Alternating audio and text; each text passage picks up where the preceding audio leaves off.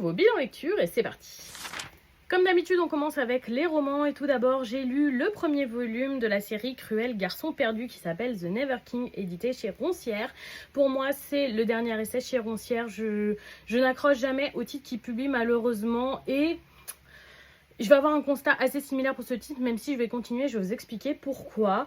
Il s'agit donc d'une réécriture très sombre de l'univers de Peter Pan. Je trouve que l'univers de Peter Pan était bien utilisé. J'aime beaucoup le côté sombre de ce récit. L'intrigue était hyper bonne et on nous distille les informations vraiment petit à petit, ce qui fait que le mystère est entier durant toute cette lecture. Et surtout, elle finit sur un rebondissement plus qu'inattendu qui me donne vraiment envie de lire le second volume qui est déjà dans ma pile à lire, vu que j'avais acheté la série complète en lot de 4 tomes.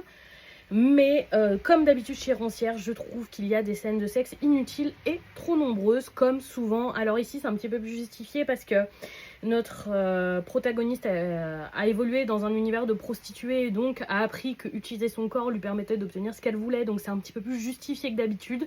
Mais voilà, c'est toujours des scènes que j'aime pas et que je saute durant ma lecture.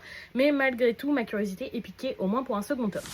On reste dans les romans, cette fois-ci chez Ferd avec le 3e volume de Zelda Chronique d'une saga légendaire qui se nomme Tears of the Kingdom, qui va donc parler de Tears of the Kingdom.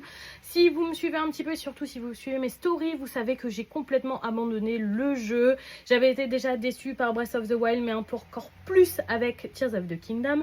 Mais au moins avec cette lecture, j'ai pu un petit peu comprendre les avancées du lore qu'il y a eu avec ce volet. Et globalement, c'est une très bonne analyse, très complète, qui ne laisse rien de côté. On analyse le jeu, mais aussi son level design, son sound design, mais aussi son placement dans l'univers du jeu vidéo au global et l'impact qu'il aura eu sur celui-ci.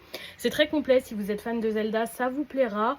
Par contre, je regrette 2 éléments. Le premier, c'est que malheureusement, je trouve qu'il y a quelques répétitions sur certains éléments. Et le second, c'est que ce n'est pas toujours très objectif. Et j'ai été habituée à des titres de Ferd plus objectifs que celui-ci, mais globalement, c'était hyper intéressant. On passe chez Taifu Comics avec le 5e volume de Lullaby of the Dawn. C'est tout simplement mon yaoi préféré et un gros coup de cœur.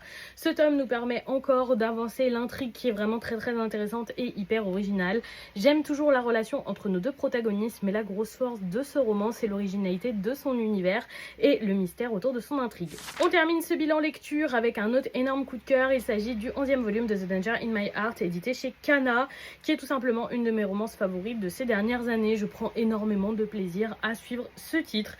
J'ai adoré ma lecture comme toujours. On est bien au-delà de la seconde saison avec ce volume et la relation entre nos personnages est toujours aussi mignonne et l'humour toujours aussi efficace sur moi.